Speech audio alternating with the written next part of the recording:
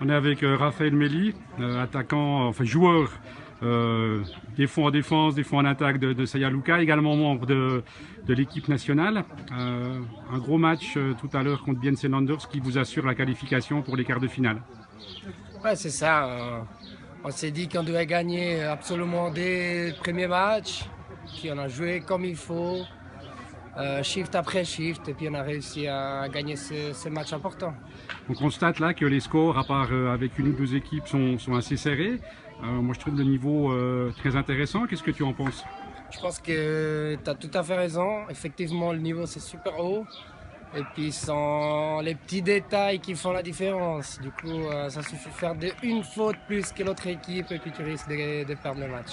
Dernier match du tour qualificatif, même si vous êtes déjà qualifié, ça sera contre Cologne. On sait que c'est quand même toujours une grosse équipe avec des joueurs très expérimentés. Quels sont un petit peu tes pronostics pour ce match?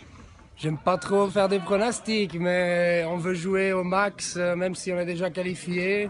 Il y a 2 ans, on avait l'équipe d'Europe à Lugano, on s'est fait mettre dehors par Cologne, du coup on a quelque chose encore à leur donner. Voilà. Alors peut-être d'un point de vue plus personnel, donc un membre de l'équipe suisse, Raph, donc il y a des objectifs aussi cette année par rapport à cette sélection? Je pense qu'il faut s'entraîner, pas tous les jours, mais le plus possible pour arriver le plus près possible pour la Coupe d'Europe avec l'équipe nationale. Alors revenons un petit peu peut-être quand même à l'équipe. J'ai eu une petite discussion avec Aaron Fassora qui malheureusement s'est blessé. Et sans cela, au niveau de l'effectif, vous êtes au complet. Ouais, il nous manque aussi le capitaine qui a dû s'absenter aujourd'hui, mais il va venir ce soir.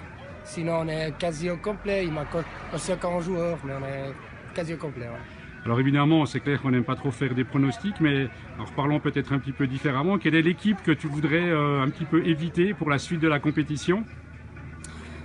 Je dois dire que j'ai pas remarqué une équipe plus forte que les autres, beaucoup plus forte que les autres. Du coup, toutes les équipes sont fortes. J'ai pas des équipes que je veux éviter, qu'on veut éviter. Toutes les équipes sont fortes. Peut-être les derbies, c'est quelque chose que ça nous donne un peu plus de pression. Du coup, peut-être si on peut éviter les derbies, c'est mieux. Mais...